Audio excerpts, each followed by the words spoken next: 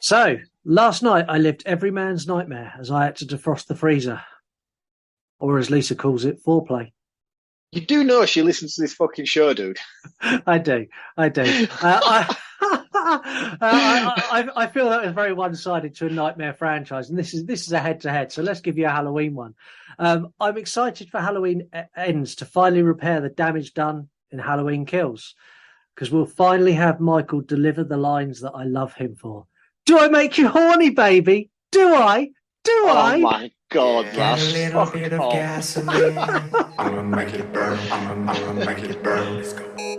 You are now listening to the You Run podcast, the only horror movie review podcast completely run and controlled, not by me and Mark, your hosts, but by you, our listeners. Hey, Scoob! We're on the radio, bro! You wanna die tonight? Zoinks! You choose the movies. You score them. You review them. You do it all. Because after all, this is not our show. This is your show. I'm your number one fan, Mr. Man! It's not perfect. It has its problems. The You Run podcast. It was just weird. I don't know. I guess like a weird thought. The You Run podcast. Bitch, you better not forget about me. Don't you ever forget about me. Hey, this is Naomi Grossman, best known as Pepper from American Horror Story. Hi, it's Imitation Dave. Buddy, you son of a bitch. Just make sure you fucking listen. This was fucking incredible. He's the one you need to blame. Got a little bit of gasoline. I'ma make it burn. I'ma make it burn. Let's go. I'ma make it burn. I'ma make it burn. Hello, welcome to the You Run podcast. My name is Scott. My name is Mark. Now, first things first, before we do anything else, we've had a couple of messages come through from a listener over on TikTok. Mark, I think these are both for you. They're definitely not for me. These are for you. Really? And these, yeah. What have I done now? You'll find out in a minute. So these come from the Miller Jimenez crew, a girl called Rebecca.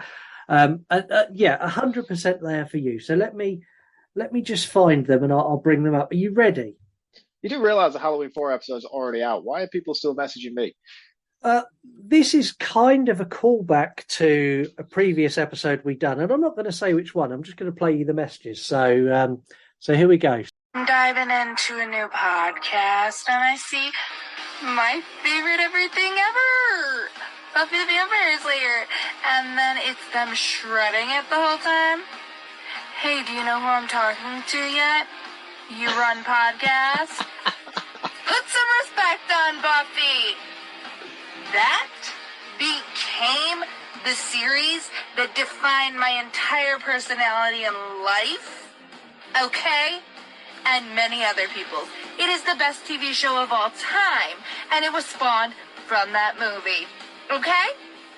Yeah, the writers are kind of goofy, but it's of that era.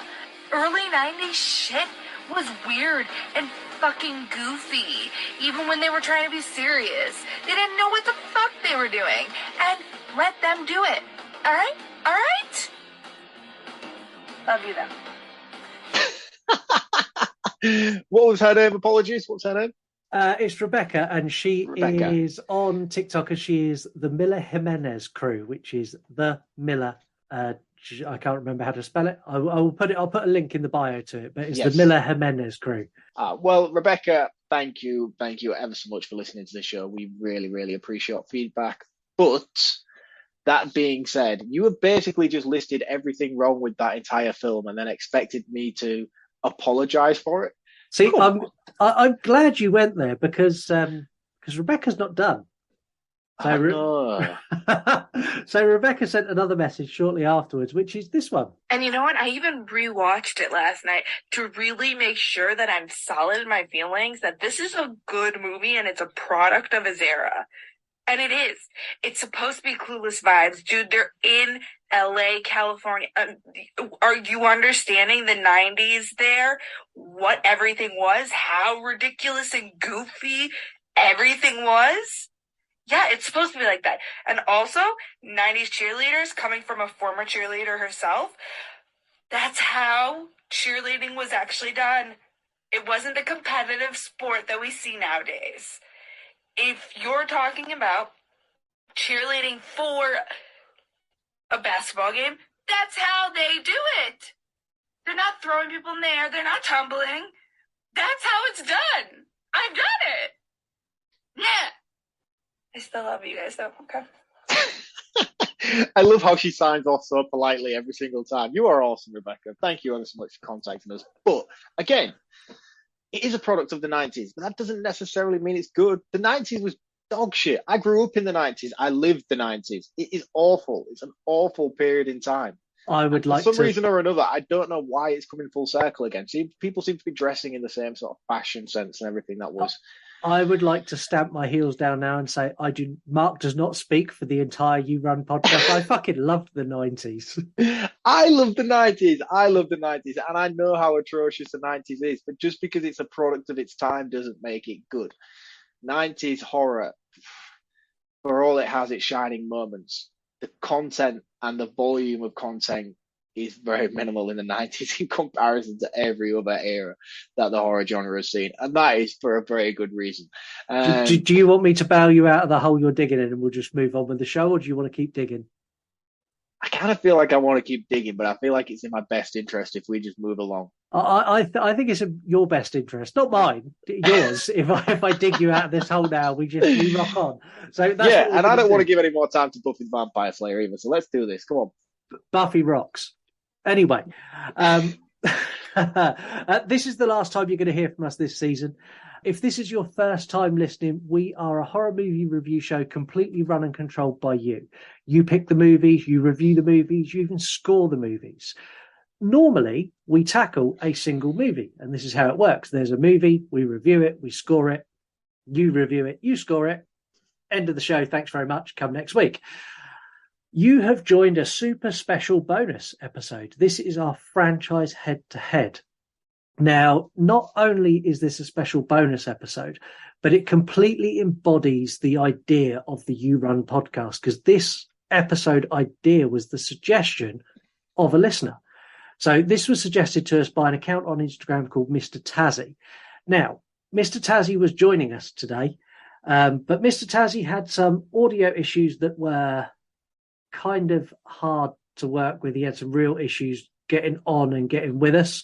And unfortunately, he's not going to be here, which for you as listeners is fucking awesome, because that means there is absolutely nobody to referee and keep me and Mark from each other's throats for the entire episode. This is going to get nasty. I feel like I just want to put a disclaimer out there right now and just say, regardless of what is said, me and Scott are actually friends. No, come on, dude. Don't do this to me. I've literally gone out on a limb now and said that we're friends. Are you just going to shut me down like that? No, I won't. We are friends. We are friends, and we will remain friends, especially after A Nightmare on Elm Street has slain Halloween. We all know that's not going to happen. Yeah, but before we get there, and before we dive into the full-scale row that is going to follow, I think we should do something that Mark does brilliantly, and I absolutely love, which is his recommended account of the week. Check it out!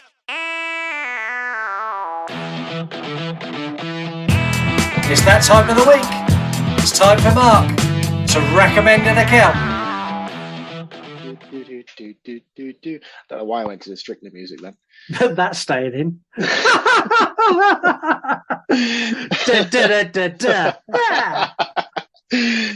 Right, so this week's recommended account is an account called All Data Lost Bookstore. I really enjoy this account, and they post some incredible content. I say that content being loosely, they basically post the stuff that they're selling.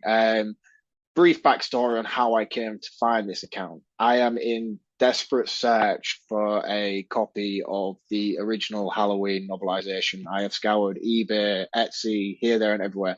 This shit is very expensive and very hard to find, so I'm constantly on the lookout for it. If anybody owns a copy and they would be willing to either donate it or sell it to me, I'll be very grateful for it. However, or that aside, yeah, no, I don't want a photocopy. I can get it. I can get the audio version off Amazon, but I want a physical for my collection, and I can't find it anywhere. So I've been scouring the net, and I came across this account called All Data Lost Bookstore.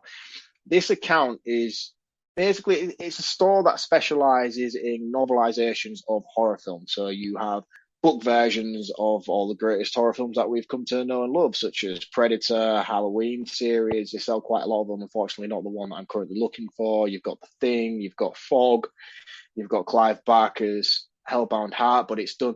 I say all these things that I know are already novelizations or are adaptations before they became a film, but yeah, these are the versions of said book that come out after the film's release. So you've got copies of Stephen King's The Running Man, but it's got the copy of Arnie on the front of it as opposed to the original Running Man of cover. You've got Jaws, etc., and so on and so on. I mean, you know the drill by now. This is a book. It's a bookstore that basically specializes in novelizations of popular horror films. Which is really cool. Yeah. And if you're into novelizations of horror films, like most people are, because they tend to usually be different to the film you've watched or have a different take or etc., etc., this is worth checking out. This is by far the most superior one I've come across on the internet. So this is All Data Lost Bookstores, and that is All Data Lost Books, all one word, no spaces, no symbols or anything like that. Check them out, show them some love. These guys are great. And if you are on the lookout for something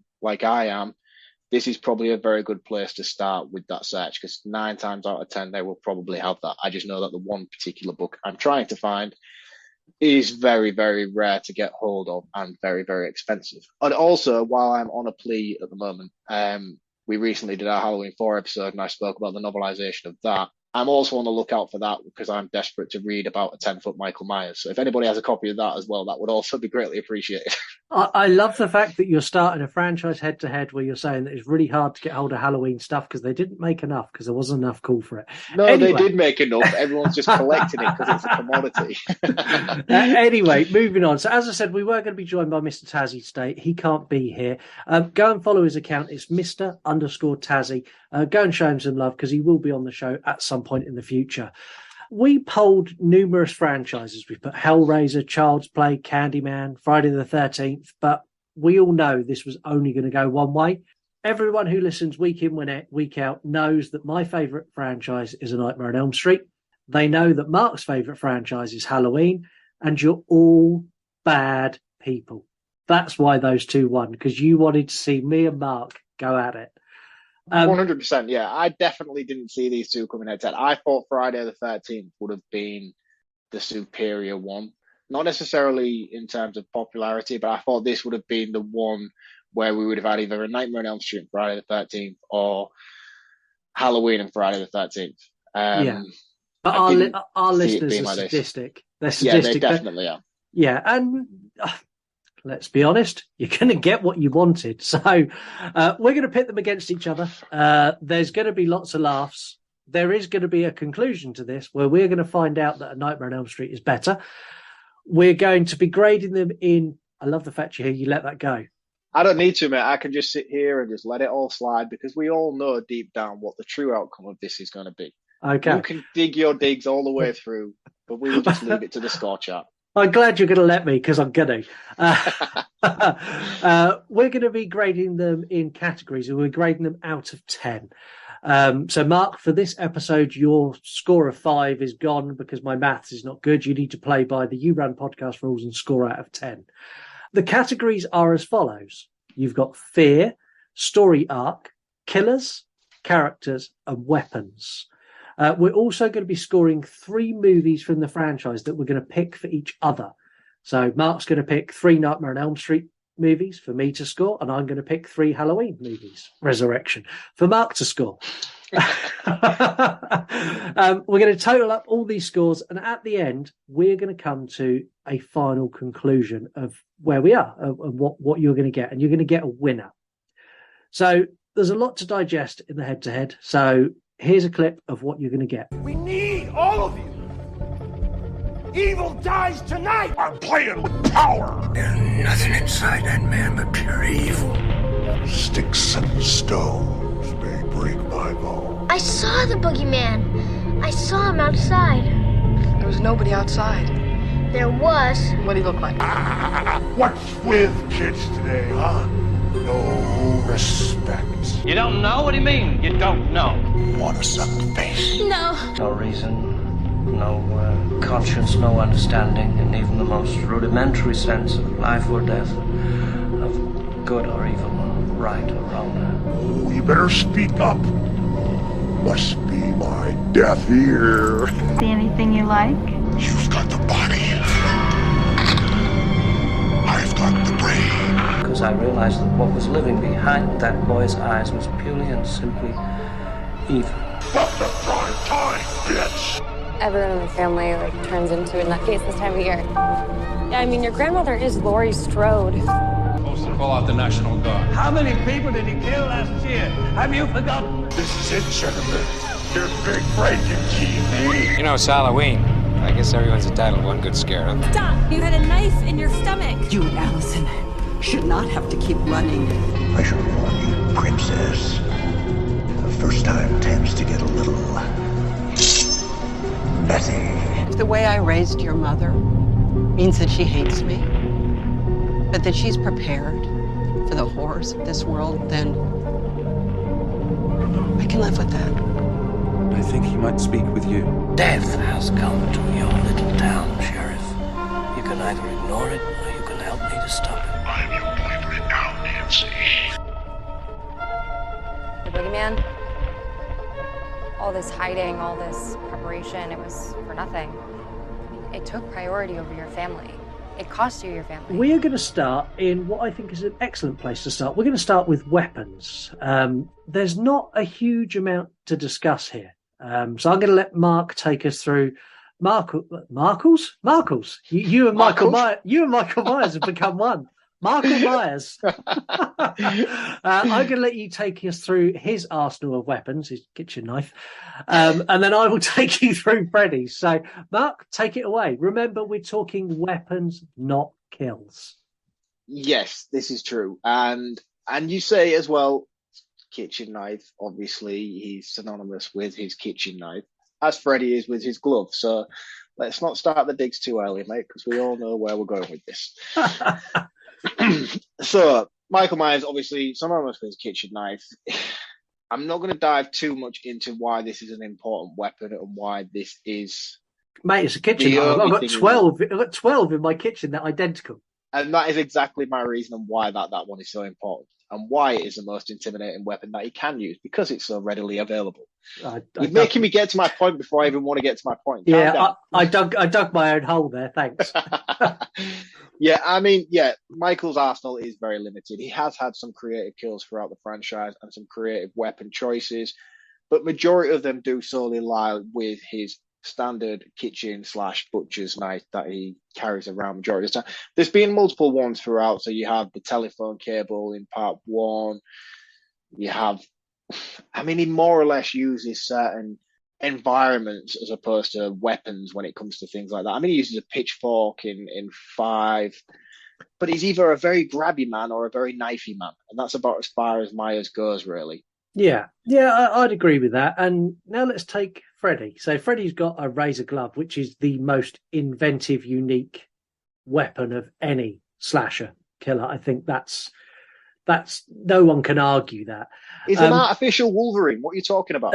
It is, but let's not stick with that. Let's go into some of the other weapons he's used. So Freddy used a motorbike to kill someone in Dream Child, and he also used syringe hands to give someone an overdose.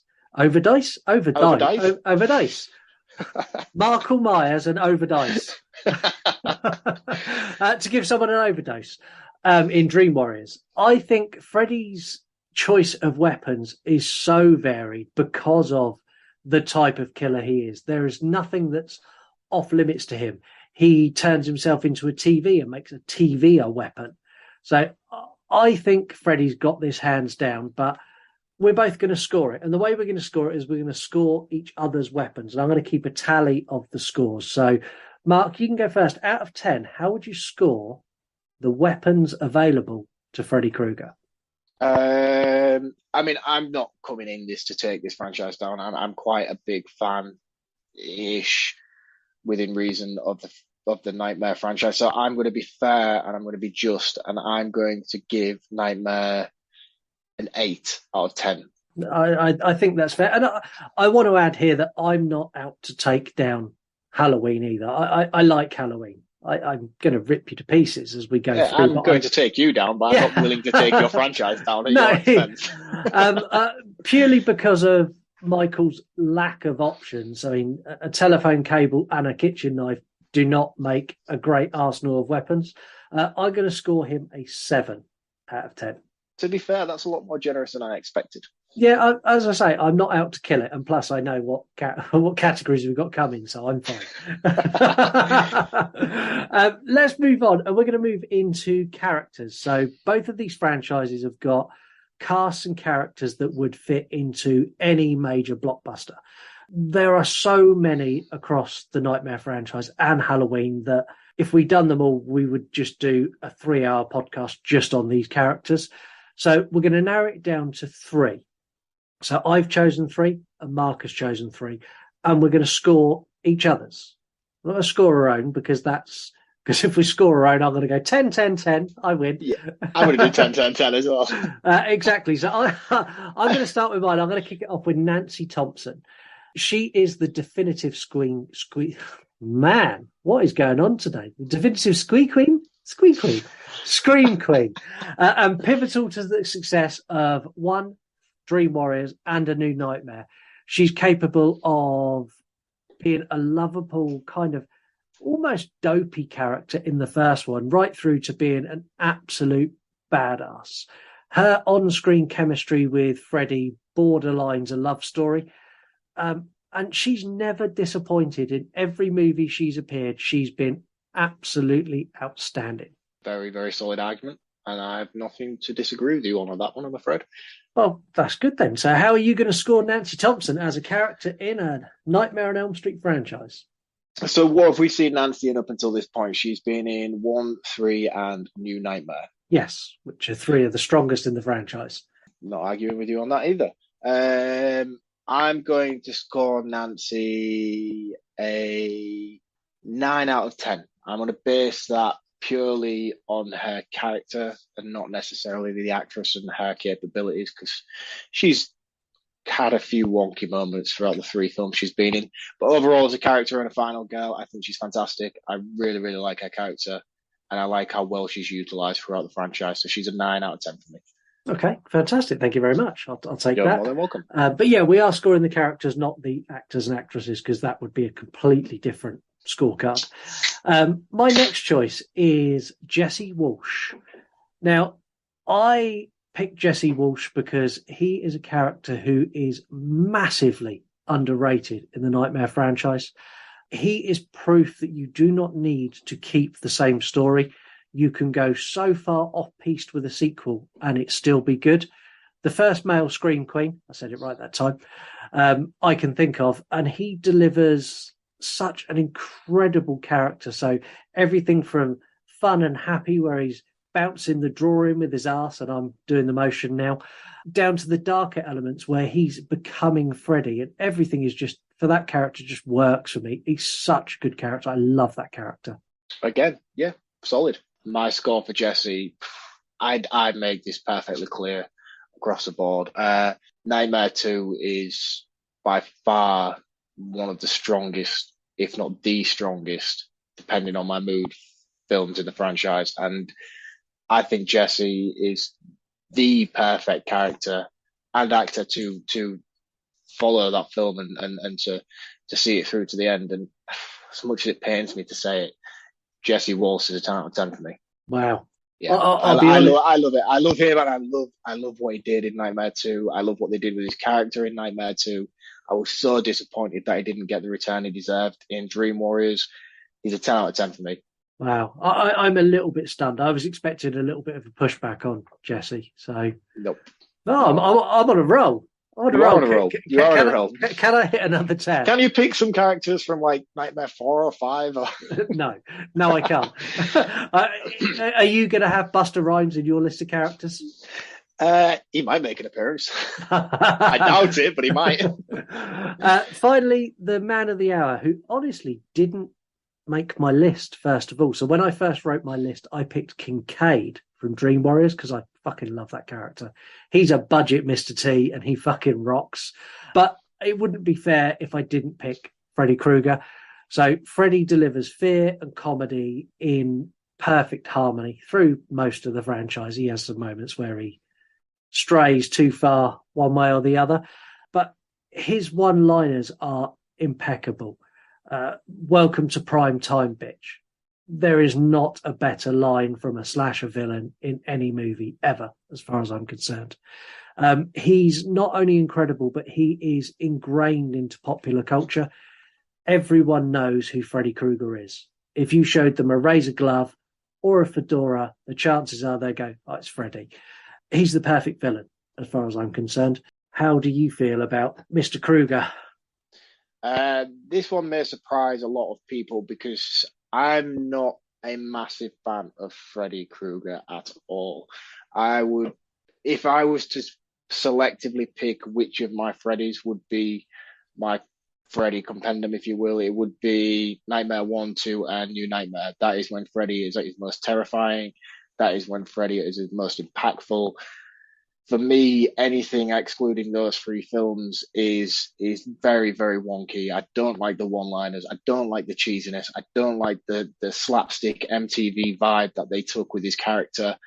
And for me, those three films, anything excluding that, is very, very disappointing and very hard to watch. I can imagine watching this when they were on release, being a product of the time, may have been enjoyable. And I've just realised I've contradicted myself on the Buffy comment I made earlier on. We'll swiftly move on from that.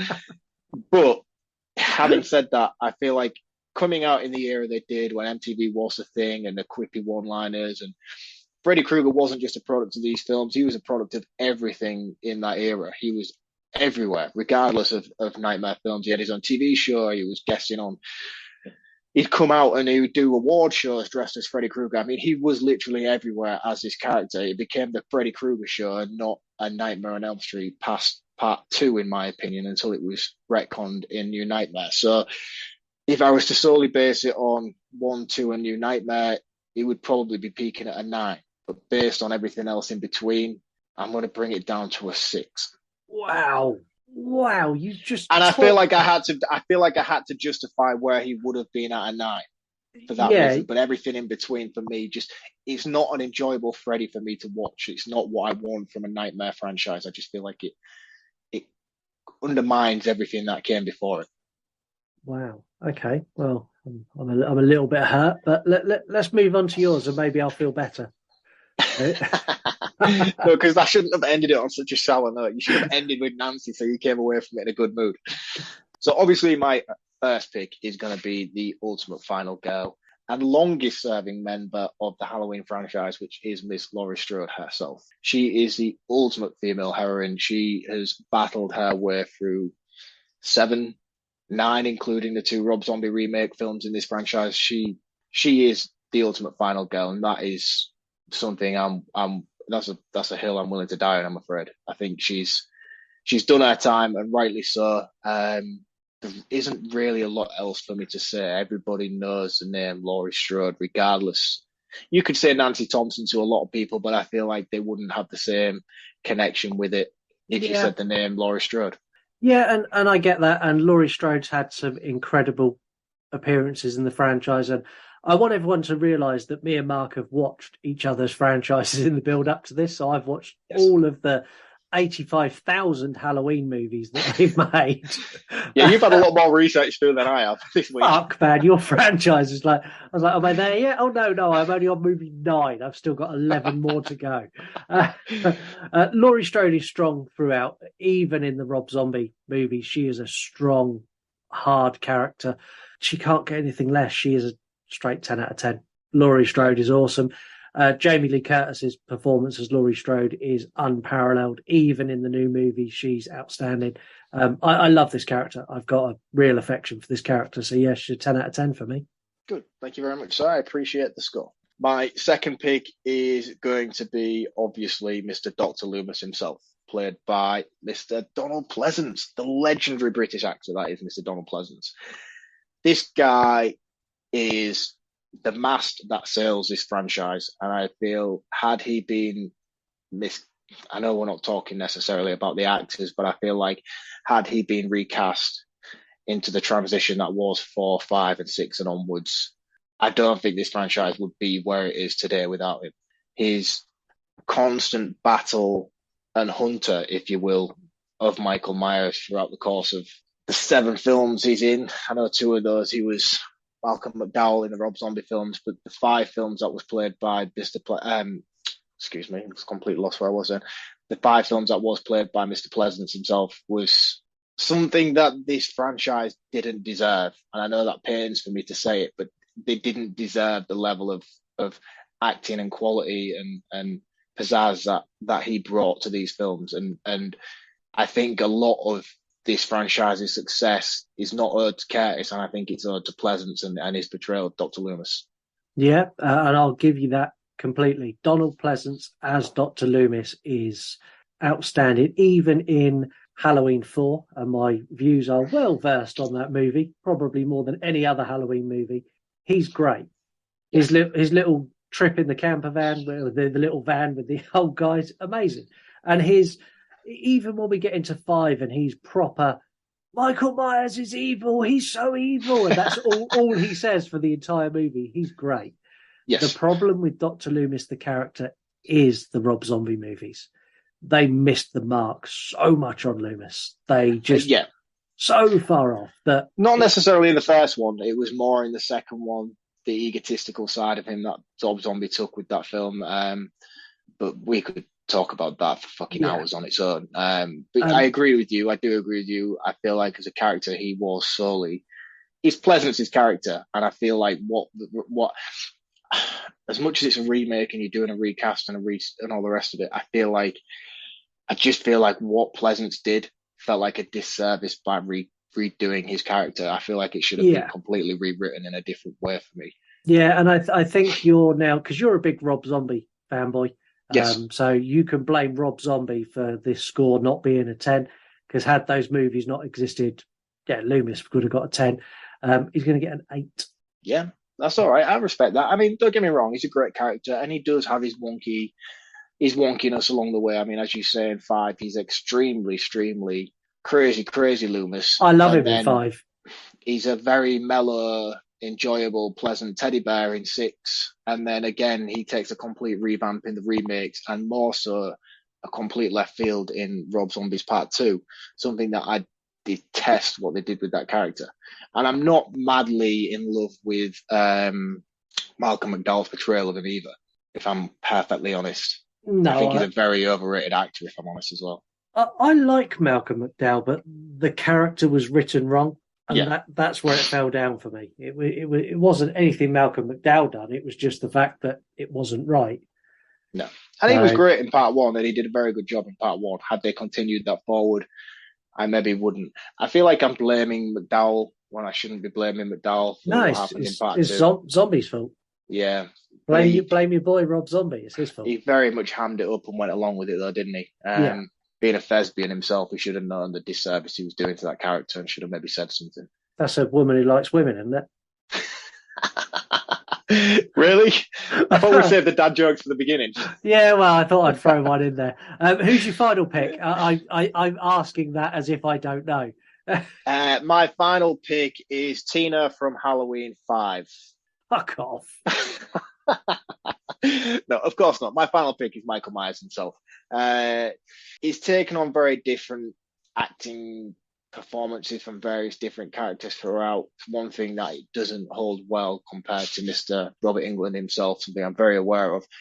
But the character of Michael Myers is, if not the most iconic slasher in horror cinematic history. He's intimidating. He doesn't need the gimmicks. He's a man who lurks in the darkness. He is the shape. He is fear himself. This, for me, is without doubt the most intimidating character in horror history.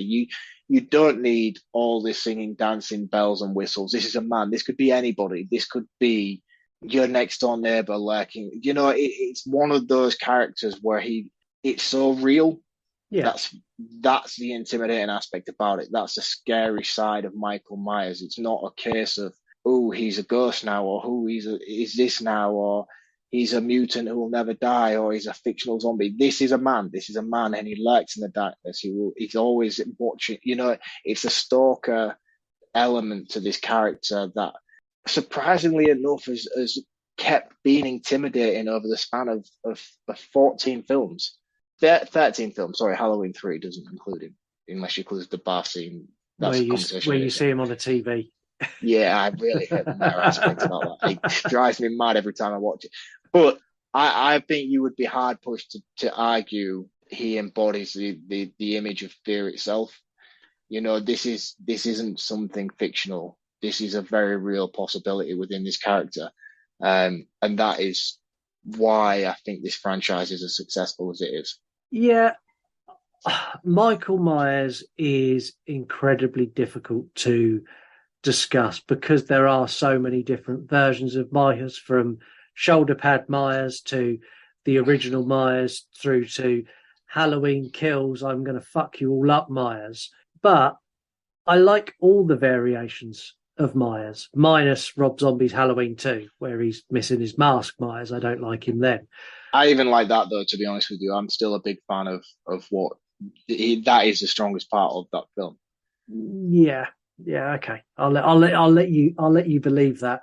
When you're talking about the realism of this character and how realistic he is and how normalised he is and how well portrayed he is in terms of being a normal person and being not having the gimmicks that you use your character as reference, but as wildly orchestrated as most of Freddy's kills are. This is a very realistic approach, and that's something that Rob Zombie did in part 2.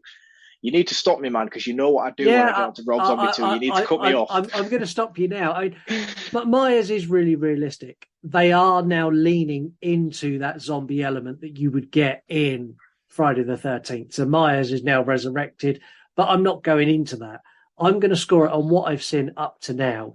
And Myers is a 9. It pains me to say it. I wanted to give him like a 5, but I can't. He's a 9. So thank you. Yeah. I think that's fair. I personally, I don't think I could justify a 10 either, if I'm honest with you, based on the iterations we've seen of this character throughout. Shoulder pad Michael loses a point at least. Yeah. No neck Michael. I think in Resurrection, the fact that he lets Busta Rhymes talk him down and walks on past without snapping his neck deserves a point deduction as well, in my opinion. One of my favourite points in the entire franchise. I've got an undying love in my heart for Resurrection, but we'll get to that later. The disservice they did to Myers as a character in that scene alone is shocking. Would you like a tally of where we are score-wise? I would like to know where we are at this point. Yes, please. Sir. Yeah, so 2 rounds in. So we've done weapons and we have done, what else do we do? Characters. A Nightmare on Elm Street has got a score of 33 points. And Halloween has a score of 34 points. Ooh. So it's... And just so everybody knows, this isn't pre-scripted. I don't know what Scott's picked and he doesn't know what I've picked. And we haven't talked scores beforehand. We're not orchestrating it to be this close. No, and just so everyone knows, my maths is so bad I'm using the calculator on my phone so I don't fuck it up. And in fact, actually, while we're on this, as a listener, can you please keep a tally as we go? Because Scott is a cheat and I don't trust him. As you say that, it's time to break something now. Fuck off. That'd really throw you off. That'd fuck the whole episode. The next category we've got is fear. As we take a look at these 2 franchises and how scary they are. And both franchises are fucking hit and miss. Massively hit and miss, both franchises. For me, Nightmare on Elm Street 1, 2, and New Nightmare are the only ones that hit any kind of fear level. The rest are just, in terms of fear, they're just noise. There's nothing in there that's particularly scary, and they take a real comedic tone, which I love. I think that's amazing, but it's just not scary. And for this, we're going to score our own franchises, and I'm going to score a Nightmare on Elm Street a 5 out of 10. Solid. I personally, given the average of scary films to not scary films, would have scored it a little bit less.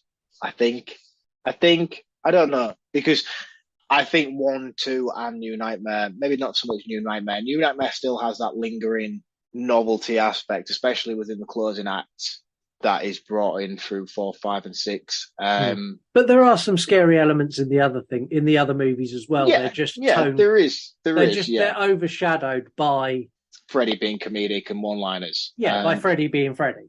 By Freddy being Freddy, yeah. And part 1's terrifying. Part 2 is terrifying. New Nightmare is terrifying up until the last 10 minutes, where it just sort of blends too much of the old with the new. 5's a solid score. I'd want to score it higher based on my recent rewatches, but I understand why it doesn't deserve to be scored any higher than that. Yeah. I think it's undercut by the silliness that follows in between. So Yeah, that's the first score.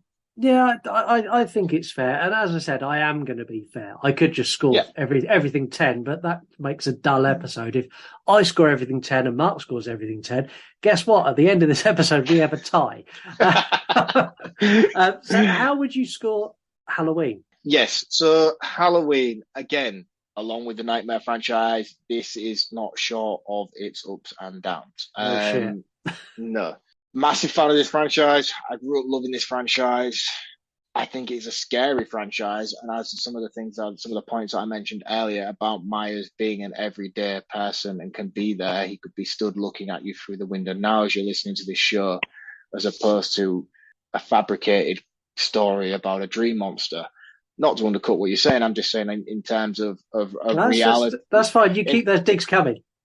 I just mean in terms of reality of the threat. Yeah. I feel like he's a lot more realistic of a threat, which makes him a lot more scarier as a concept, regardless of how dog shit the films are that he stars in.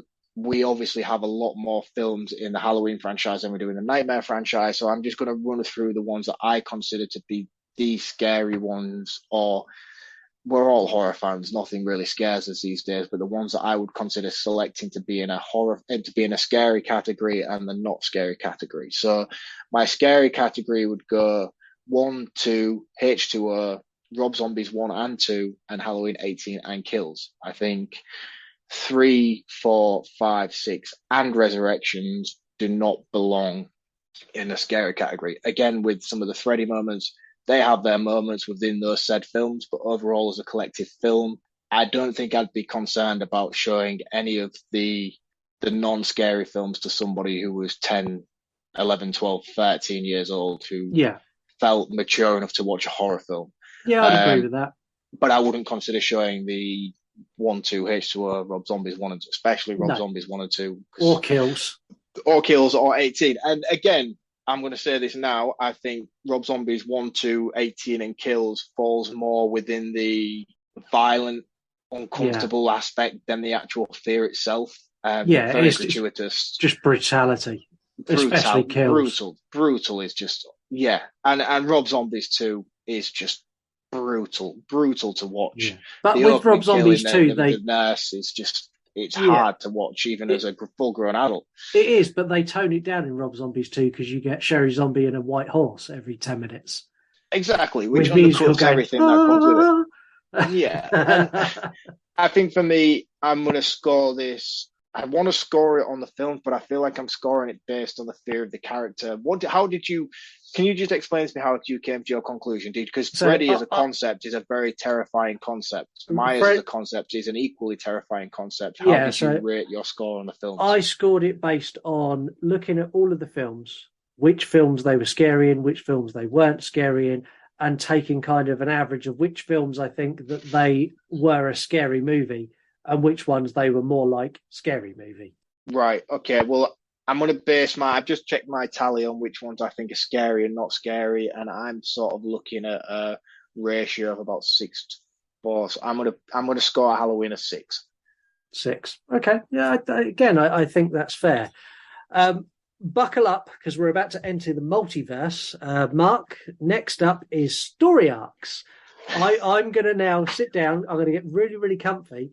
I'm going to grab my beer and I'm going to have a snooze while you talk us through the story arc of Halloween. This should be fun.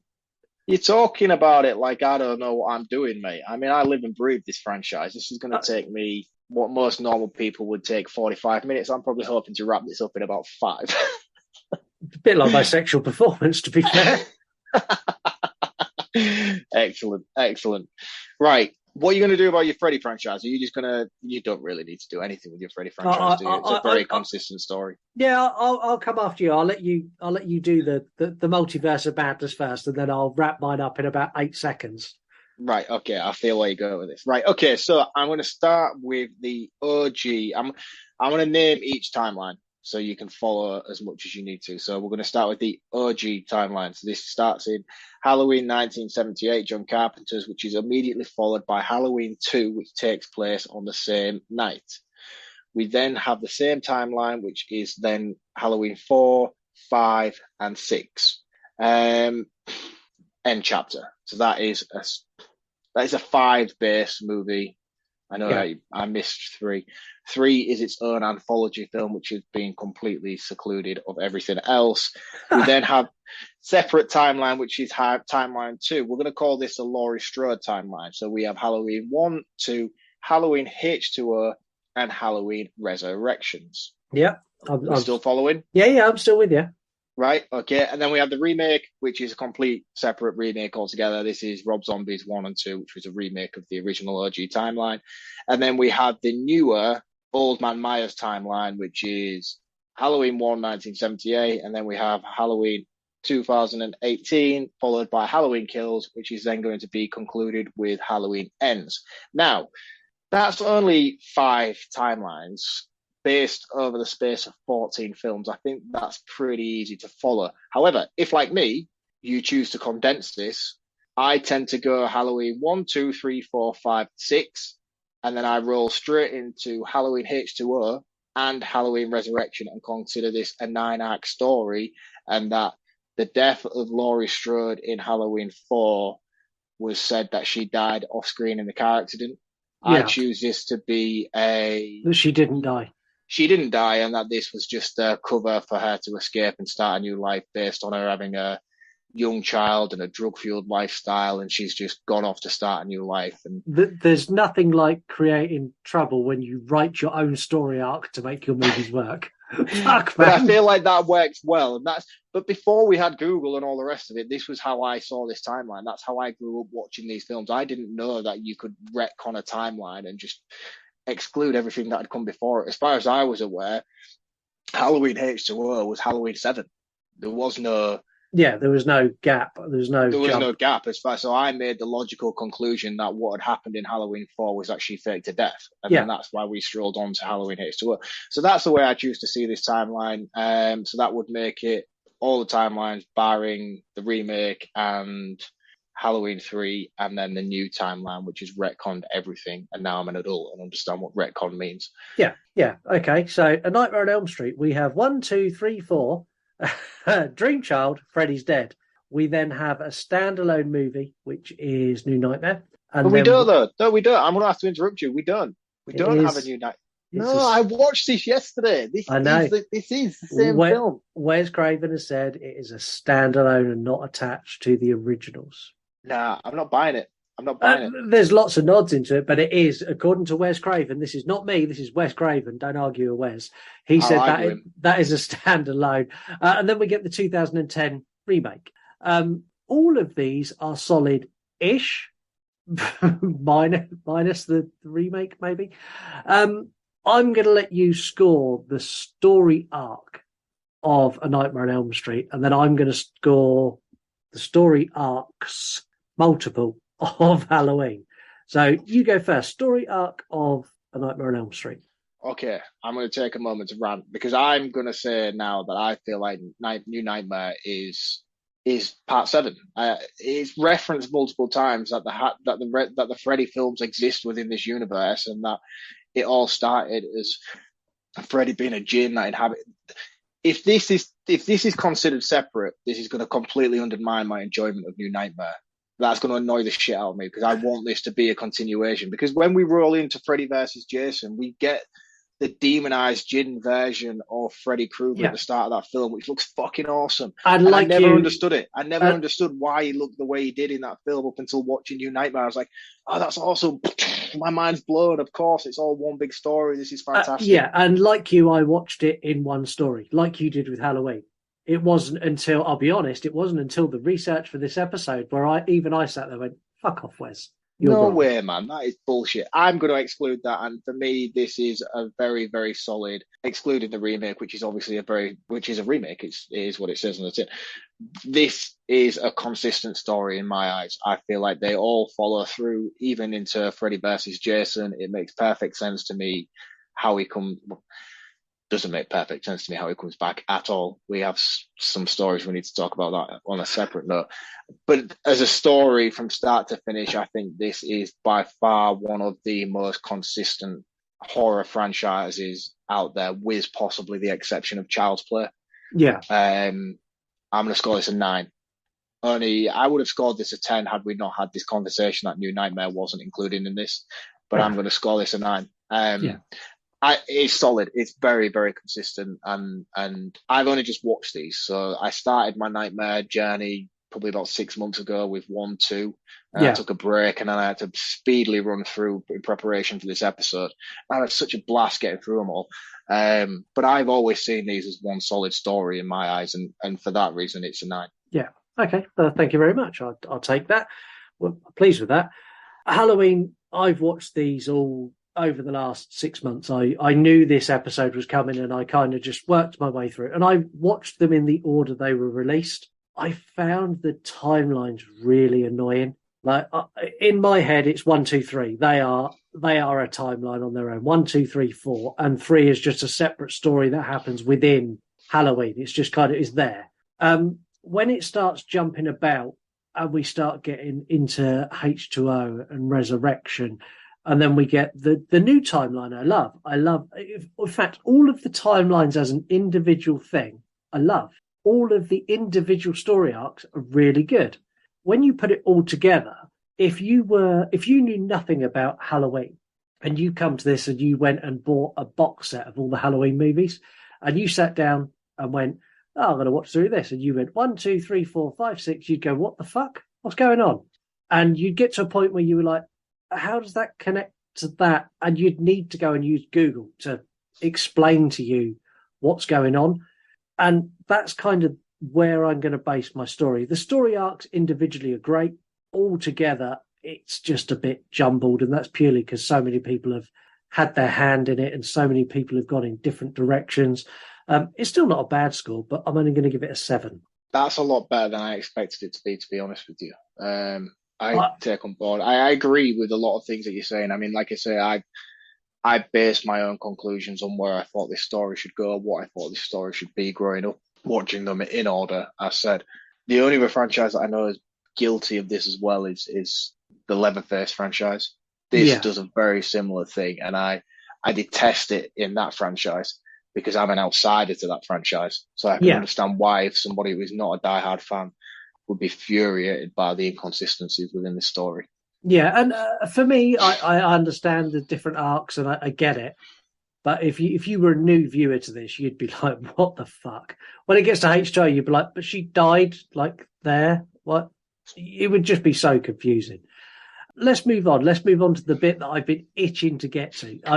This is the most excited I've been about this episode. Let's move on to kills. So there are so many kills across these franchises, especially when you get into some of the later Halloween movies where he's knocking off 25, 30 people a movie. The kills are like constant. So we narrowed it down. We're going to pick 3, and you're going to score mine, and I'm going to score yours. So I'm going to let you go first and give me your 3 kills from the Halloween franchise. Right. This was very, very difficult for me to narrow it down. There is a lot of cool kills. Not necessarily as creative as what your franchise is going to produce, but in terms of the way this basic man handles himself and utilizes the objects and things around him to take out people, it's very difficult to narrow it down. So what I've done is I've picked my 3. Yeah. These are the ones that every time I watch this franchise back and I get to them, I'm like, "Oh, this shit is awesome. Oh, this is a cool kill." So my first one I'm going to start with is from Halloween Kills, surprisingly enough. I know where you're going. No, you don't. Pleased. No, you don't. Really? Because I know where you think I'm going, but I'm not. My favorite kill in Halloween Kills, although I've said it numerous times before, the John Wick kill. That is not my favorite. My favorite kill is the fluorescent light bulb kill in Halloween Kills, when he pulls it down from the cooker hood, smashes it on the side, and bosh, straight in the neck. It's fantastic. It looks brutal. We've all been kids. We've all broken into abandoned buildings, or at least I have anywhere, and you find fluorescent light bulbs and you smash them and they make that loud popping noise, and you get this. I love it. I love seeing this. It's brutal. It's dark. It's gritty. And every time I watch this film back and I see it, I'm like, fuck. And I love this kill for the same reasons you do. Going into old abandoned buildings, two of you picking up and having a lightsaber battle. I love it. It's not the most inventive of kills. No. And for that reason alone, it's going to get a 9. But I do love it. I love that kill.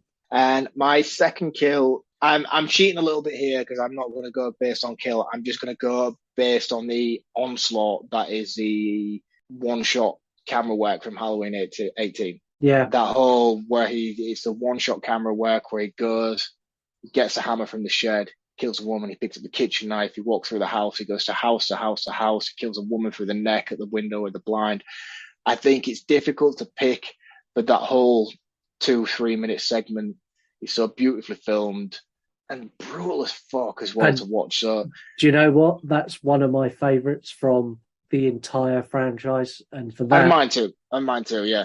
And it pains for me to say that these two picks out of the 3 are from the newer timeline, but what Myers has become and what Myers is doing within these latest films is far beyond any 90s, 80s cheesiness that's come before it. It's taken the character to new levels for good or bad. That entire opening scene for me. For that, I'm giving you a 10. Because I love that. It's one of my favourite shots of the entire franchise. When I watched that recently, because I've obviously just got to those movies most recent, that bit is the bit where I go. It's a moment where he goes and grabs the hammer and you go, fuck yes. Yeah. And then when he finally gets to the point where he picks up the knife, that inner child in you comes out and you go, yay, guy's knife. Yeah, it's cool as fuck, man. It really is. I genuinely love it. Let's switch things up. Pick me a nightmare kill. You want a nightmare kill? Yeah. Oh, this isn't difficult for me at all. I don't know why I'm hesitating. And of all the films in the franchise, I can't believe I'm going to go to Dream Child. I think you mentioned this earlier on anyway, but my favorite kill in the entire franchise is Dan from Dream Child with the motorbike. This kill is very, very undercut by Freddy's constant talking throughout it and quips and one-liners. And if you cut Freddy's audio off in this kill, this would be a much better kill than it actually is.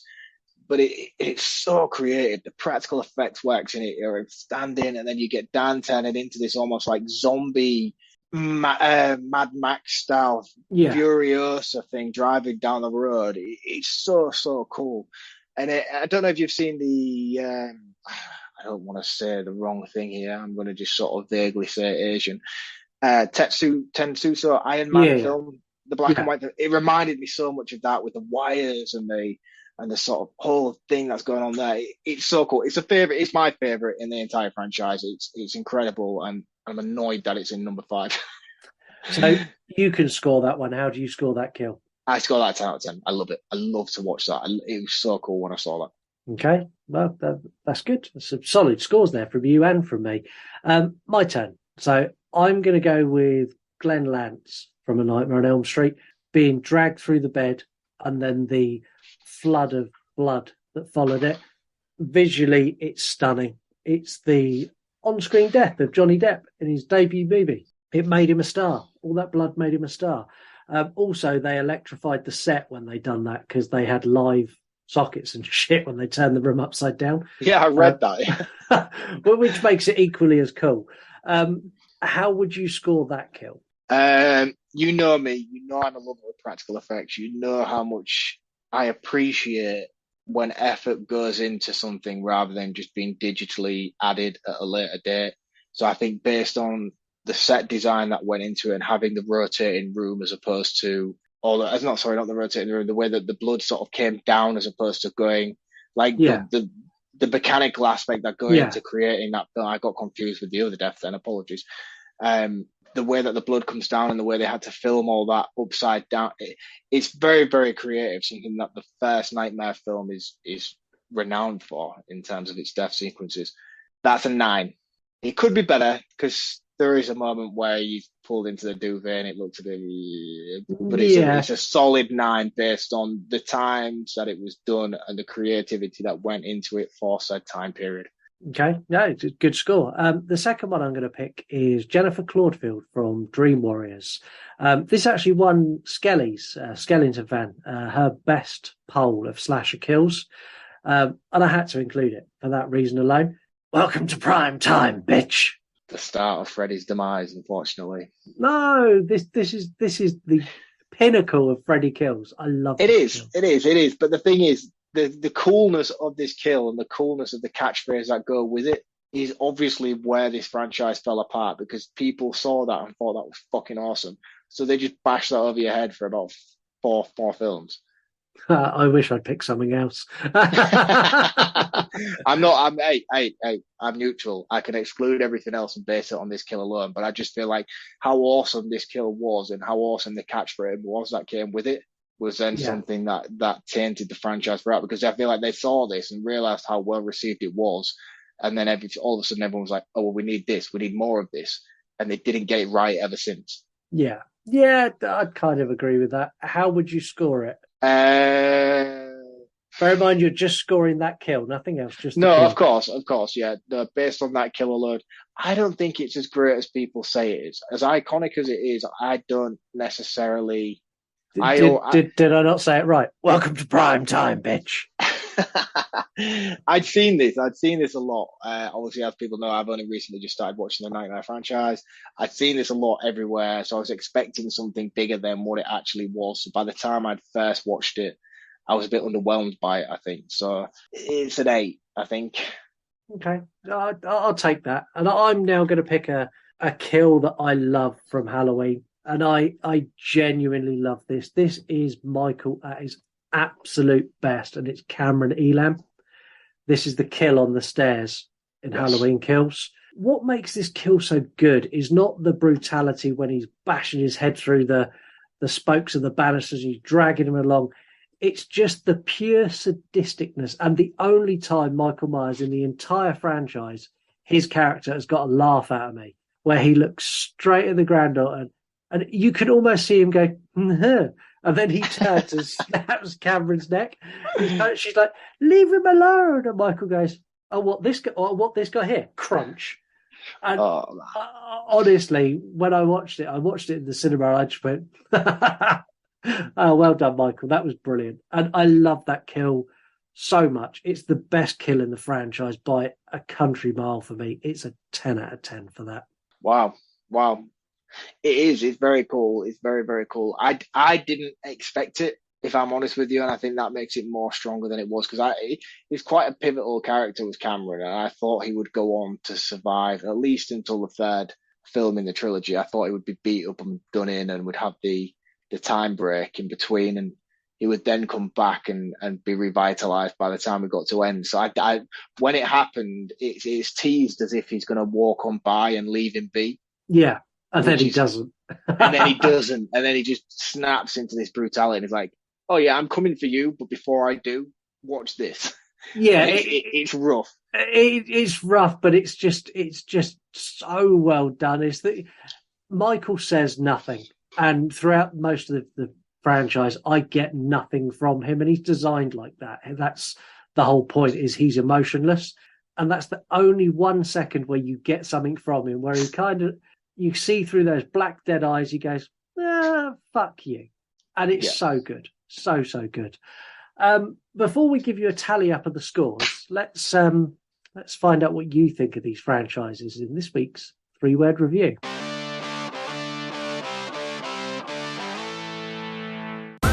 We wanted them. You delivered them. It's this week's 3-word reviews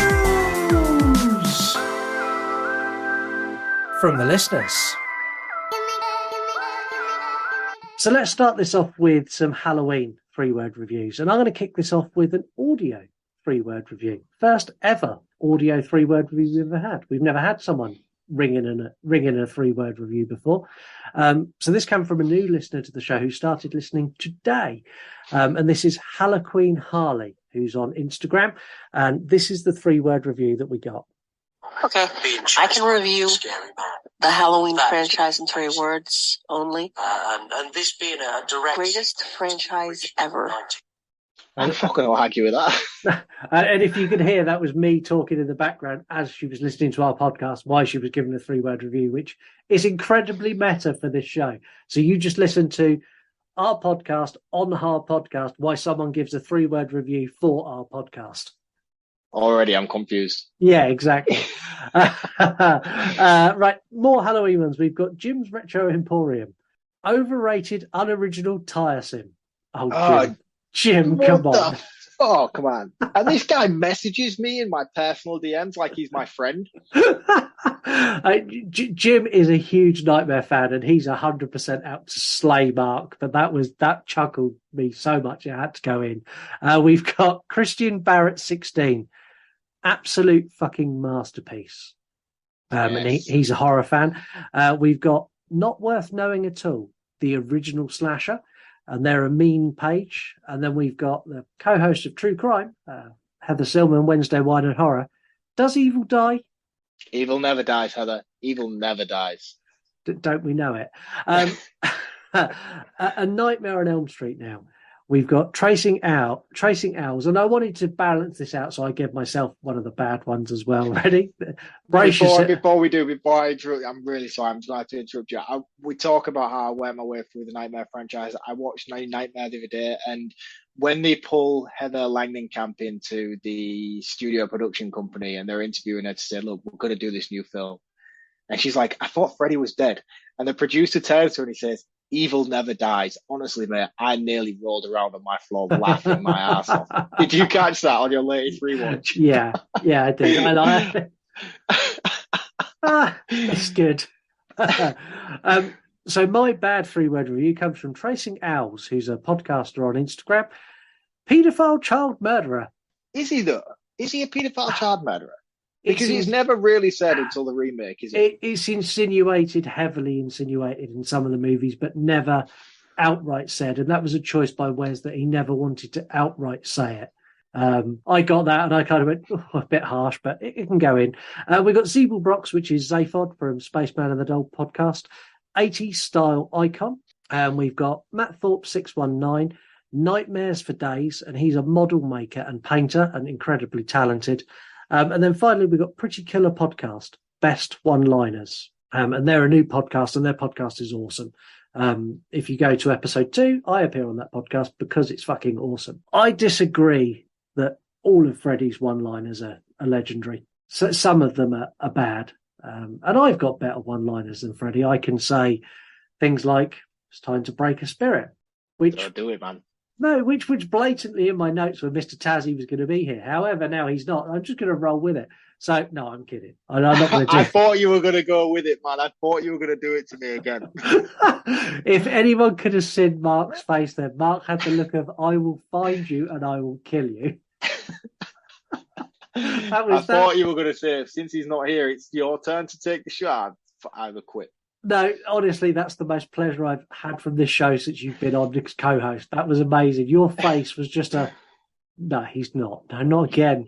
No more. I can't take any more. We're not going to do that. We're going to go into facts.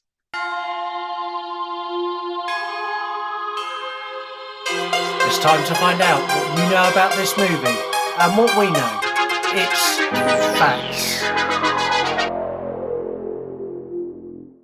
So facts this week are split, and me and Mark have both brought facts with us. I've got some Nightmare on Elm Street ones, and Mark's got some Halloween ones, and I'm quietly confident that neither of us used anything to get these. These just come from our knowledge of our respective franchises. So mine is, where do I start? You say these haven't come from anywhere. We come up with these ourselves. One moment while I load Google. Yeah, one moment while I load my notes. Any guesses on what Robert Englund's favourite movie in the franchise is? I would have said, which one looks like the most fun for him to be involved in? I'm going to say New Nightmare, where he gets to play himself a lot less in makeup. No, it wasn't. It was Dream Master. Dream Master. Nightmare 4. He said that that's the most fun. He's also said that that is the one that had the most potential to do more than it did. And he's also said that that movie is the premise that he would love to see a reboot or a remake take and work with. Someone who is equally as powerful as Freddy and have the clash of the titans. You say that though, but there was a whole Karate Kid scene within that film where they've got the floating glove. The whole reason that floating glove didn't have Freddy attached to it was because he didn't want to come in for the money that they were offering him. So he can't have been that much of a big fan of that film. Otherwise, he'd have done that scene for free. This is true, but he did love it. Freddy's Dead is the only movie in the franchise that does not include the skipping rope and the girls singing the Freddy rhyme. I actually noticed that. I did notice that. And it was deliberately left out because they wanted Freddy's Dead to be something different. And yeah. They definitely achieved that. Didn't they just? My final fact is actually two of Wes Craven's biggest regrets of the franchise. And I wanted to highlight these because I think his two biggest regrets that he gave us before he died. In an interview, he spoke about things that he wished he'd done. And I think his two biggest regrets shouldn't be regrets. I really don't think they should be. So the first one is that he wanted Johnny Depp to cameo in New Nightmare, but he never asked him. I think he was worried about how much it would cost or sort of the actual thing of going and asking Johnny Depp, will you do a cameo? So he never asked him. He met him about 6 months later and he mentioned it in passing. Johnny Depp said not only would he have done it because it started his career, but he would have done it for free. Johnny Depp's a fucking man. Yeah, and he just... Yeah, too right, man. I wish nothing but good things upon that guy's soul for the rest of his life. Yeah, and he's cameoed in loads of stuff as well that he didn't charge a lot for. So 21 Jump Street, he cameoed in that. That was cool as well. And I didn't notice it was him until they pulled the rubber nose off, like, at the end. Yeah, exactly. Spoiler alert, sorry. Yeah, if you've not seen that, Mark's just ruined it. The other one that is one of his biggest regrets is the design you get for Freddy in New Nightmare is how Freddy was originally designed. And that's what he wanted Freddy to look like all the way through. And his regret is that he didn't follow it through, that he didn't make Freddy look like that genie all the way through. And I don't think that should be a regret. I think that how it panned out with that as in New Nightmare, where you've made him this completely different entity and changing his appearance works better than if he looked the same all the way through. I love him in New Nightmare. He is my favourite iteration of Freddy. He looks so fucking cool, so intimidating. The boots, the coat, the highlighted aspects of the green and red, even switching his fedora from a standard brown to green. Everything about that whole contrasting look that he has just is amplified tenfold in that film. He is by far the coolest in New Nightmare than he has been across the entire franchise for me. Yeah, he is incredibly cool in it, but I like the other Freddy. I like the toned down, just burnt Freddy. I think it's because New Nightmare comes so much later. I found New Nightmare quite jarring. It's like, why the fuck does he look different? What's going on? Why is he not Freddy? And that bugged me first time watching. I paid close attention to it, and again, I feel like we've undercut everything by saying that it's not part of the original storyline. For me, this is part of the original storyline. Yeah, and as I said, that's how I viewed it when I watched it. What facts have you got for us? I've tried to be a little bit different. I mean, there's a lot of facts floated about the air for the Halloween franchise. Most people know the standard stuff that comes with it. So I've tried my best to pick stuff that I feel like people wouldn't necessarily know. My first one is that Jamie Lee Curtis was actually in Halloween 3 Season of the Witch. Don't get me wrong, she wasn't on screen at all within that film, but she was cameoed. I know that one. I'm telling people that I'm trying to do this that people don't know. Just act surprised. Oh, wow. Edit this out. Edit this out. Okay. Pretend like you didn't know. Okay. You're Wow. not going to edit this out, are you? No. Wow. Was she really there? Yes, she was, Scott. She was, in fact, in Halloween 3. She was the telephone operator as well as also the person who announces the town curfew. So although she's not on screen, vocally, Jamie Lee Curtis is in Halloween 3, which is cool. Something I didn't know up until recently.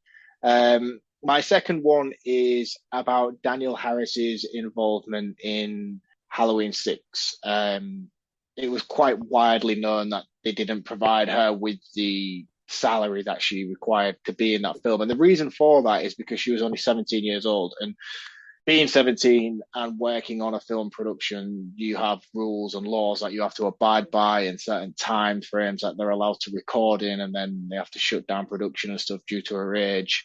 So what she did was she emancipated herself from her parents. Emancipate is something I don't understand. So I'm assuming this is like you divorce your parents' rights to be able to tell you what to do. Yeah. Like a whole Macaulay Culkin kind of thing. Yeah, that's it. So she basically emancipated herself from her parents throughout the negotiation process and talks throughout this film, only for her to reach the final talking stage for them to only offer £1,000 or $1,000 American to come back for Halloween 6. And it turns out that the emancipation process cost her a lot more than £1,000 to do it. So she'd already paid for all this emancipation process to be able to be in Curse, only for them to offer £1,000, and I'd be like, what the fuck are you guys doing?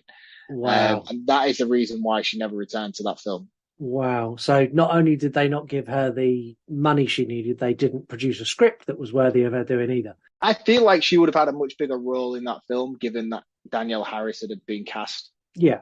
Yeah, I think so. So that's the reason why she didn't. That film, yeah, even no matter which variation of it you watch, whether it's theatrical or producers, it is fucking dire. So that is the reason why Danielle Harris didn't return to that film. And my final one, which is going to be a Nightmare and a Halloween crossover, is the fact that Freddy Krueger actually worked on the original Halloween film. Robert Englund was sharing a flat room share with a guy who worked on the Halloween set, who roped him in one day to come in and help out on set. And Mr. Robert Englund himself was part of the crew that unfolded the fake leaves on set to make it look like autumn. Yeah, and I've seen Robert Englund interviewed where he said that's one of the most fun sets he's ever been on. Yeah, which is cool. So Mr. Freddy Krueger, not on screen, but was part of the Halloween production in 1978, which is awesome. So before we tally the scores and tell everyone where we are, let's do our scores for the franchise as a whole. And again, we're going to score both. So we're going to score our own franchise and we're going to score the other person's franchise. So I'm going to kick this off straight away. A Nightmare on Elm Street, as much as I would love to give it a 10, I can't give it a 10. It doesn't deserve a 10. There are movies in there that scrape sixes for me, and I can't then go and score the overall thing a 10. So A Nightmare on Elm Street for me gets a 9. And when we get onto Halloween, again, there's movies in there that just don't warrant. There's some movies in there don't warrant a 2.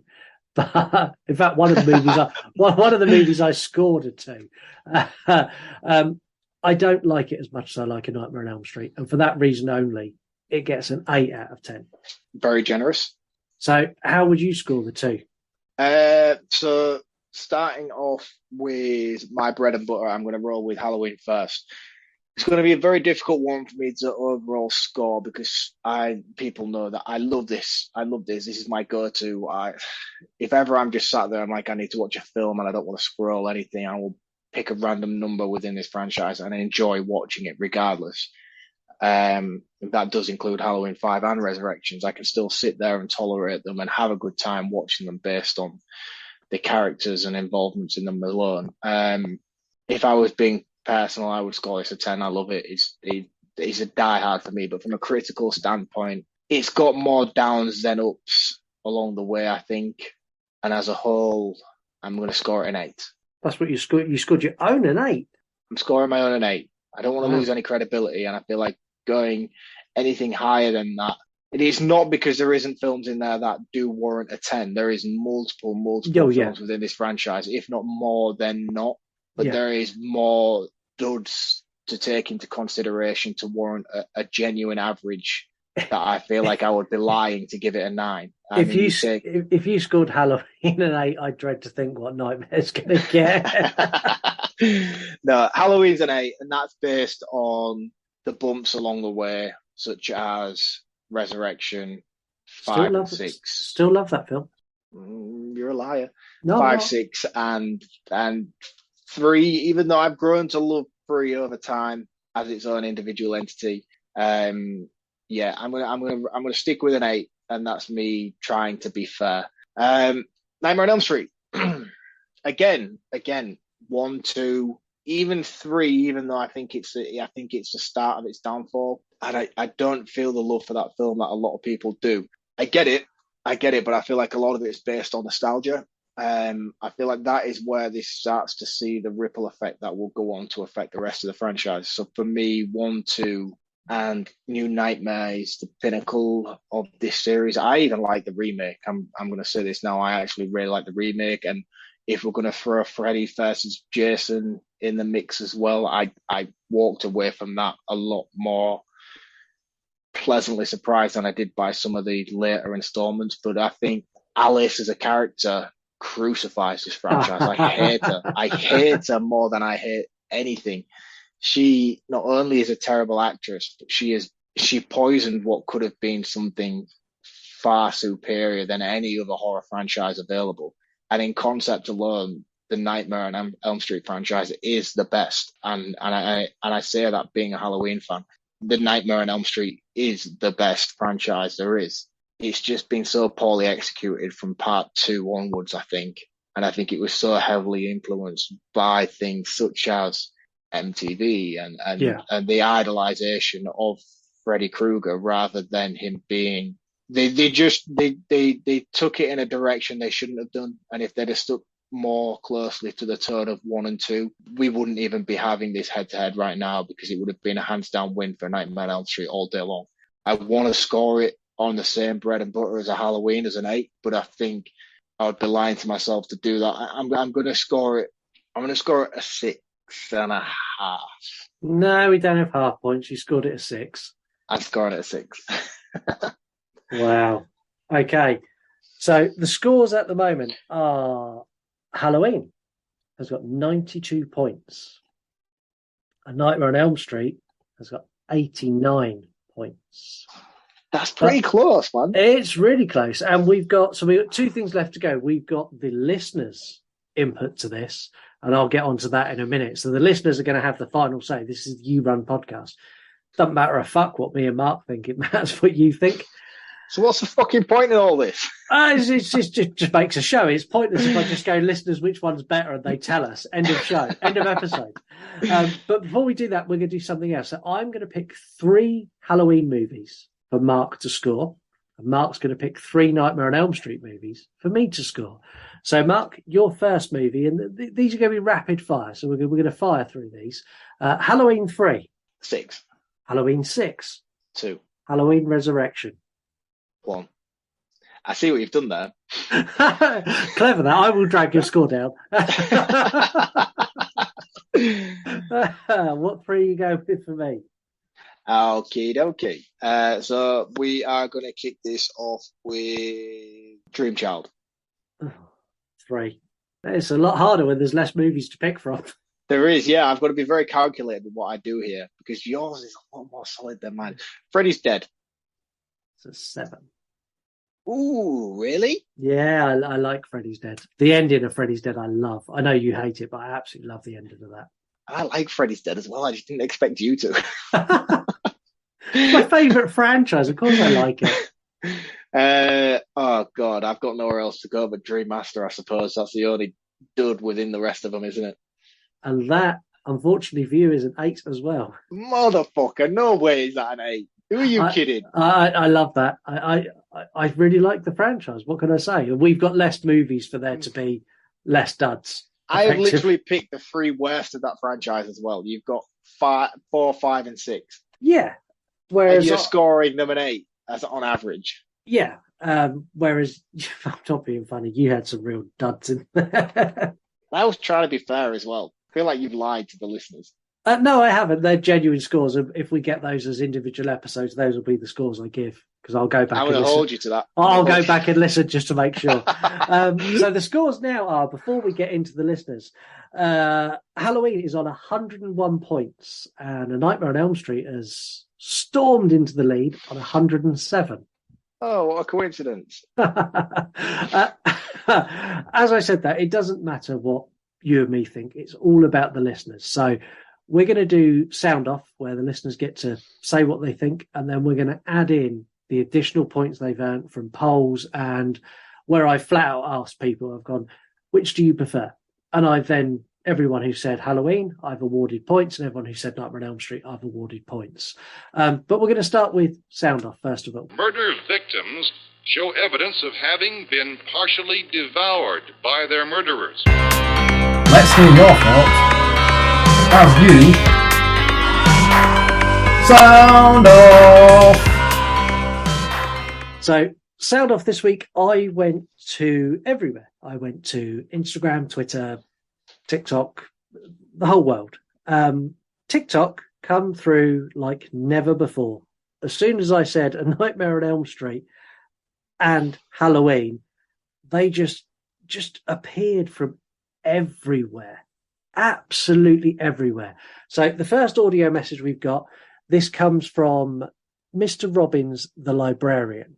The correct answer to your question is Friday the 13th. But seriously, of the two, Halloween is the better, because it maintained its serious tone longer. It took a while for it to devolve into silliness. Whereas A Nightmare on Elm Street, you started seeing hints of Freddy Krueger as the jokester, the trickster, the comedic villain. And it just accelerated with each film after that, up through the 6th one, and then things got dark and serious again with New Nightmare. But Halloween maintained an even tone. And also, too, the Halloween series, it's a choose your own adventure. There's like 4 timelines. Pick the one you like best. That's a solid point. Yeah, very, very solid point. We've got Largo, tough one, but as a collective, I choose Halloween. The later Nightmare movies got too campy for me. So this is all coming up trumps for you. We've got Michelle McKenzie, 396. For me, it's Nightmare on Elm Street. My favourite line is "No one will sleep." We've got another audio message. This one comes from the last Roundup horror show. It's Nightmare on Elm Street, without a doubt. Michael Myers is like the vanilla of horror. As far as slashers go, there's nothing really interesting going on with them. My favorite slashers always have weird elements, like Berserker, where is it a bear? Is it a Viking? Who fucking knows? Freddy is his own thing, man. He has rules, but way less rules than Michael Myers. And just the simple element of him being able to control dreams adds so much to the mix. If Michael Myers is vanilla, Freddy Krueger's like Rocky Road. So everybody's got different tastes, Some people love vanilla. Some people only like vanilla. What do you like? It's up to you. Art is subjective. Fuck that guy, man. Fuck him. Who's he telling vanilla? So is your favourite flavour vanilla? No, it's not. But to tell me that my villain is vanilla, who is this guy? Who is this dude? Listen, right? And he's talking about how the Nightmare franchise has... Freddy's Rocky Road. Freddy's not Rocky Road. That guy's a fucking scribble on a bit of paper. His lore is so mixed up and all over the place. There's no consistency to him. His rules change throughout each individual film. At least my guy's got fucking consistency. Might be vanilla, but at least he follows a set of rules that work from film to film. Freddy just makes whatever he wants to do, bearing these rules on each individual film. 1 minute he's taking him out in the sleep, the next minute he's taking him out just in broad daylight. Fuck Freddy. Sorry, I got a little bit wound up then. I'm calmed down now. Last horror roundup show. Thank you so much, because that's just made my day, because it riled Mark so much. We've got the Miller Heme. I've lost it. We've got Rebecca, who started on the beginning of the show, the Miller Jimenez crew. A Nightmare on Elm Street consistently has better movie. Halloween has some good ones, but it's got nothing on Nightmare on Elm Street. Pretty Killer Podcast.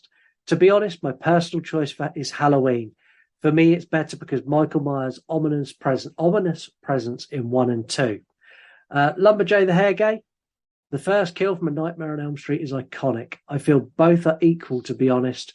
Both franchises have good films and shit films. We're going to end with another audio message, and this comes from Creature Pod, who's a podcaster and also going to be a guest in next season. So this is from Creature Pod, also known as Chunky Larry.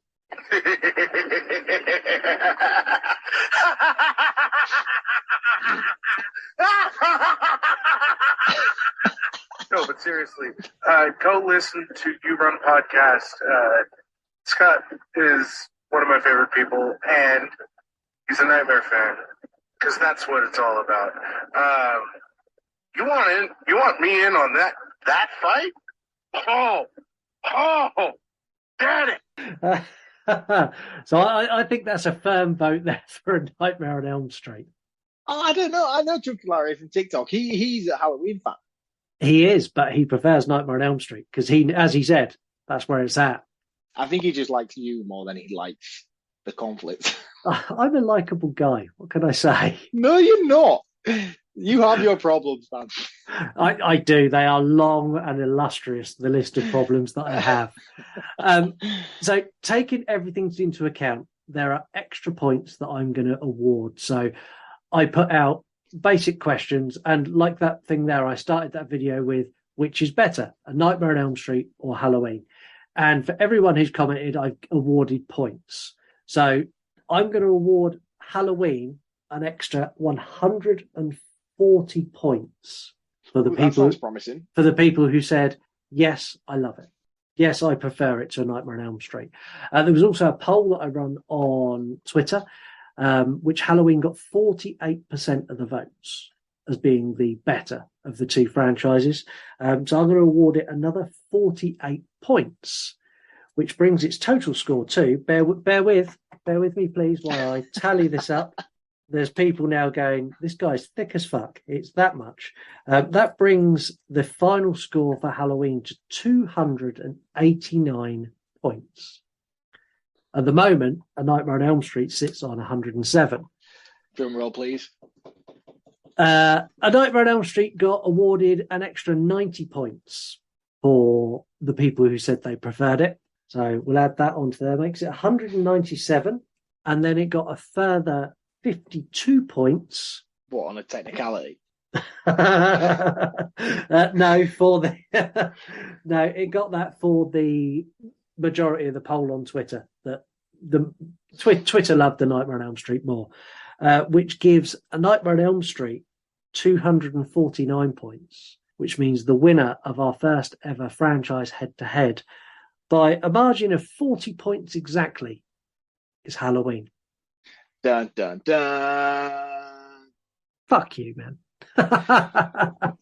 In fairness, as much as I love to embrace in the glory, I feel it would be wrong of me to gloat on it, because they are both incredible franchises and equally deserving of first place. I think it all comes down to preference. I think it really, really does fall on preference.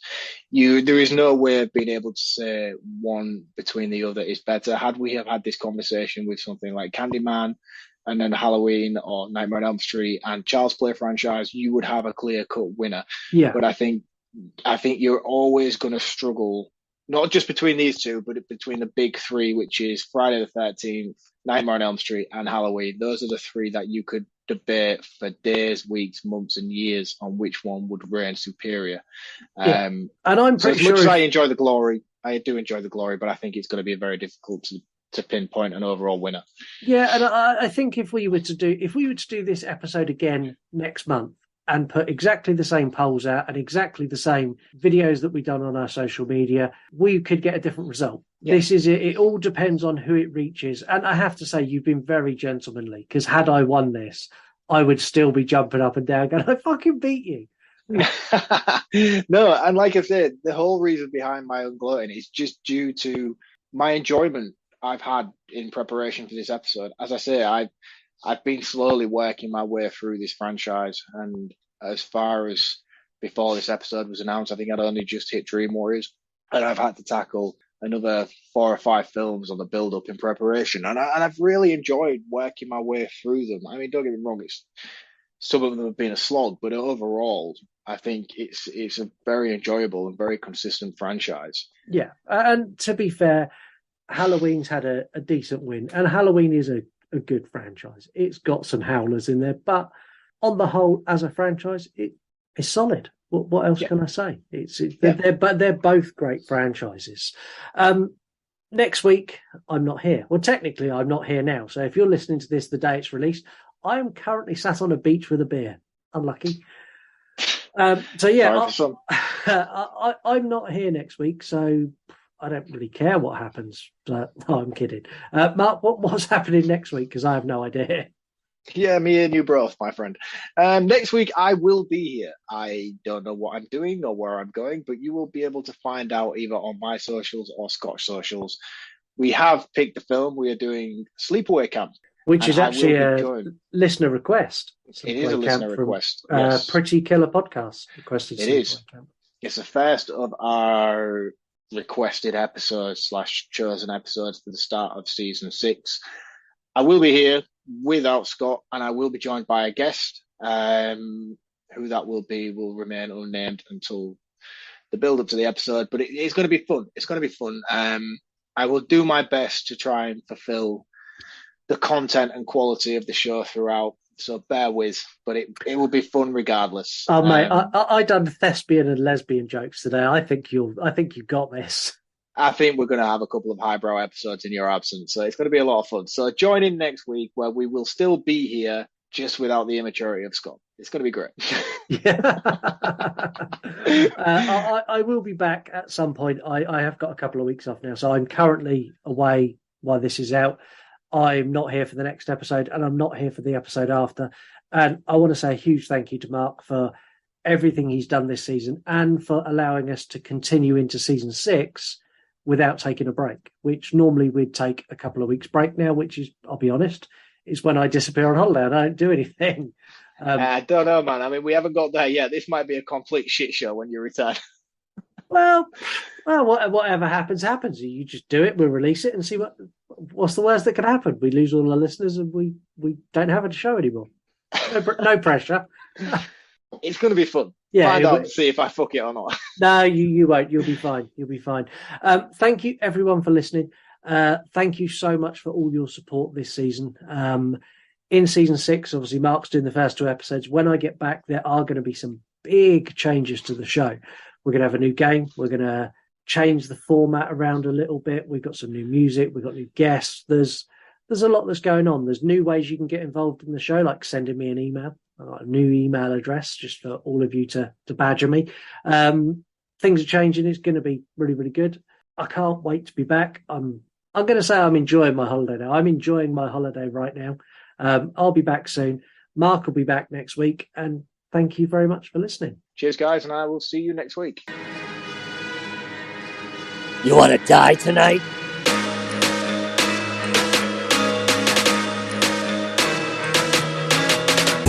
Thank you for listening to this week's episode of the You Run podcast. Don't forget to get involved in the show. All you need to do is head to our website, yourunpodcast.com. This is not our show. This is your show.